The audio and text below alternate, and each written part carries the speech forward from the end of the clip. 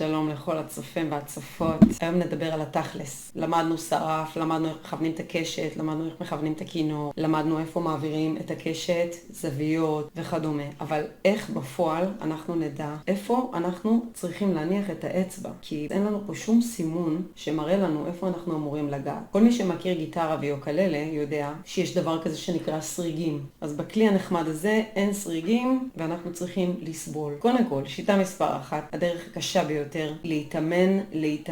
להתאמן, בלי שום סימן, עד שהזיכרון השרירי שלכם פשוט ידע. השיטה הסובייטית. יש לנו זיכרון שרירי, אנחנו יודעים לעשות פעולות מסוימות שאנחנו כבר עושים אותן באוטומט, ברגע שנעשה אותן מספר פעמים. לדוגמה, כשאנחנו נכנסים לאוטו, אנחנו לוקחים את החגורה, אנחנו סוגרים. היד יודעת לאן לגשת. ככל שננגן יותר, ככה נדע איפה המיקום המדויק ולא נזייף. אני חייבת לציין שכל פספוס בכינור של מילימטר, אלוהים ישמור. השיטה מספר 2 היא השיטה הביתית. אנחנו לוקחים מדבקה משרדית, עגולה, זה מה שאני עשיתי בהתחלה. לא אכפת לכם מהכינור כל כך, אתם יכולים לקחת אפילו איזה גיר או העיפרון של התפירה, כל דבר. בוא נגיד שאם קניתם כינור זול כמו ז'קלין, אז בסדר, אז תסמנו עליו.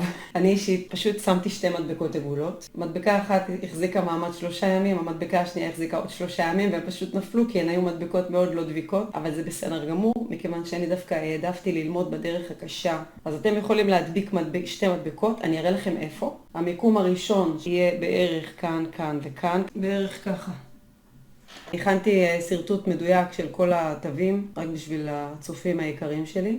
זה בעצם ה-first position. יש לנו פה את המיתרים הפתוחים, אתם יכולים לראות את המיתרים הפתוחים. פה יש לכם 1.5 סנטימטר, שהסנטימטר וחצי זה לא מעניין. זאת לא נקודת עניין גדולה, כי אנחנו עכשיו מדברים על הסולמות הקלים יותר. כל השירים של המתחילים יהיו בקו של 3 סנטימטר, בקו של 6 סנטימטר ובקו של 7.5 סנטימטר. ולכן אלה הנקודות שבהם אנחנו נשים מדבקה. אני ממליצה לכם לשים 3 מדבקות, אחת באי, שזה 3 סנטימטרים, זה המיתר השלישי, 3 סנטימטרים מההתחלה. המדבקה השנייה שתשימו זה יהיה FDS, שזה 6 סנטימטרים מההתחלה, והמדבקה השלישית שתשימו זה 7.5 סנטימטר מההתחלה, שזה G. כל השאר פחות קריטי, אתם יכולים לנגן הרבה שירים עם 3 המיקומים האלה שאתם שמים. כמובן המדבקה הזאת שאתם שמים, היא תהיה כאן בערך, אוקיי? זה כמובן מתחת למיתרים, שלא תדביקו לי על המיתר. זה יהיה פה, אתם מדביקים את המדבקה כאן בערך, אתם תשתמשו הרבה בשלושת הצלילים האלה, 3 התווים האלה. זאת שיטה מספר 2, לשים מדבקות על צוואר הכינור ואתם מסודרים, עד שהמדבקות נופלות, אתם יכולים להחליף כמובן גם. שיטה מספר 3 מיועדת לאנשים עצלנים, גרועים, שלא מאמינים בעצמם, ואנשים שרוצים תוצאות מהירות בלי להתאמץ הרבה, שזה רובנו אני מניחה. אז ככה, יש אפשרות לקנות מדבקות באלי אקספרס או בארץ. אני קניתי מדבקות כאלה, אבל עד שהן הגיעו מאלי אקספרס, אני כבר ידעתי לנגן. אז אני שומרת אותם פה כדי להדגים, כדי ללמד.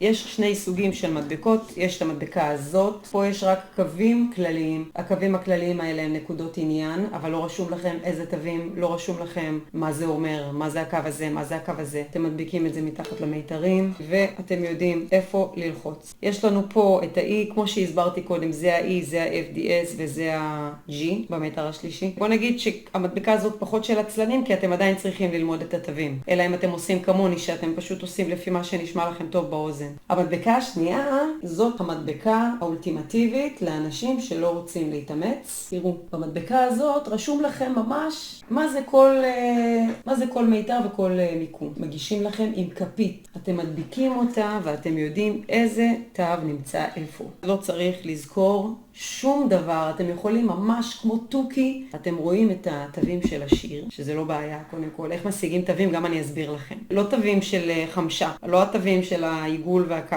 כן? תווים זה אומר אותיות A, B, C, D. ברגע שיש לכם את התווים, אז יש לכם פה הכל, אתם יכולים לנגן, זה הכי קל בעולם. אם אתם רוצים כזאת מדבקה, תשאלו אותי בתגובות, ואני ארשום לכם, אני אשלח לכם לינק. אוקיי, זאת הייתה אופציה מספר 3. עכשיו, יש לנו אופציה מספר 4. במקום לנגן עם הקשת, אתם יכולים לנגן עם האצבע ולבדוק האם נגעתם במקום הנכון. איך נדע אם נגענו במקום הנכון או לא? לא לכולם יש שמיעה מוזיקלית אבסולוטית. מה נעשה? אנחנו נפתח אפליקציה, אני מאוד אוהבת אפליקציות. אפליקציה בשם פאנוטונר. עכשיו נגיד אני מנסה לנגן E, אני מנחשת, כי זה גם לא נמצא במיקום הרגיל, המיקום צריך כמובן להיות כאן. זה אמור להיות 3 סנטימטר מההתחלה. בואו נראה. הופה. שימו לב כמה הייתי קרובה. E, יש לנו E.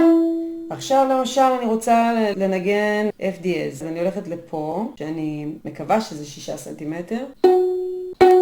כן, F דיאז זה G במול אגב, למי שלא יודע. והצלחתי. עכשיו הבא בתור זה G. אז אני שמה פה את האצבע. תראו איזה יופי, תראו איזה דייקנות. מי זאת? מי זאת הדייקנית הזאת? סליחה שאני עפה על עצמי. אז בעצם אתם יכולים לשבת עם האפליקציה ולבדוק האם אתם בכיוון. ככה אתם יכולים למצוא את המיקום המדויק של כל תו ותו. גם כשאתם מדביקים נגיד את המדבקה, אם אתם לא בטוחים בדיוק באיזה נקודה, תפתחו את הפאנוטונר. הטונר הזה בעצם נותן לכם את כל התווים שקיימים, והוא יודע לזהות כל דבר, כל צליל. גם כשאני מדברת עכשיו הוא זז, שימו לב. אני מדברת עכשיו אתם רואים, גם כשאנחנו מדברים, יש לנו תווים. אתם פשוט יכולים לשבת ולמצוא את המוזיקה של כל שיר באמצעות נגינה עם האצבעות בלבד בלי קשב, ועם הפאנוטונר שאומר לכם אם אתם קולעים למקום הנכון. אתם יכולים ללמוד איך לנגן שיר בלי הקשת בכלל. אתם קודם כל מתאמנים על המיקומים, חשוב שתשימו את זה כן במקום הנכון, כי אחר כך אתם לא תבינו איך לעבור ממקום למקום. אם זה היה כאן ולחצתם פה, אתם לא תמצאו את זה כשתהיו כך. אז בעצם חשוב שכן תהיו, שכן הכינור יהיה מונח על הכתף, ואתם תמצאו פה את המיקום ותנגנו, ככה. רק מה, זה כואב באצבעות מאוד. זה מיתרים, סאדו מזו. איך אומרים? No pain, no gain. עכשיו, דבר אחרון. איך בעצם אנחנו יכולים למצוא את התווים של השיר? יש לנו בדרך כלל או אקורדים, או טאבים, או תווים על חמשה, שזה הדבר המגעיל הזה שאף אחד לא רוצה ללמוד אותו יותר. אז איך עושים את זה? זה יהיה הדבר שאני אלמד בשיעור הכינור הבא. אנחנו נוכל לדעת אם שיר הוא קשה או קל כבר לפי האקורדים שלו. אם האקורדים שלו הם קלים, אז יהיה לנו קל גם בכינור. אם אתם לא מנגנים בשום כלי אחר, אתם התחלתם רק בכינור ישר, אז אתם לא תוכלו לזהות אם זה קל או קשה. אם אתם רוצים, תשלחו לי לינק למטה בתגובות, ואני אגיד לכם אם השיר קל או קשה. אני מקווה מאוד שנהנתם מהסרטון, שהצלחתי להסביר באמת בצורה ברורה. אם משהו לא מובן, תשלחו לי הודעות, תגיבו לי. אני כרגיל אשמח לשיתופים, לייקים, הרשמות לערוץ. מקווה לשמוע מכם. נתראה בסרטון הבא. למה זה לא עובד? תוקים אותה נדון לחיי סבל, נידון. מי שרוצה ללמוד הקווים שבהם, אנחנו יודעים איפה 1, 2, 1, 3, 1, 1, 1.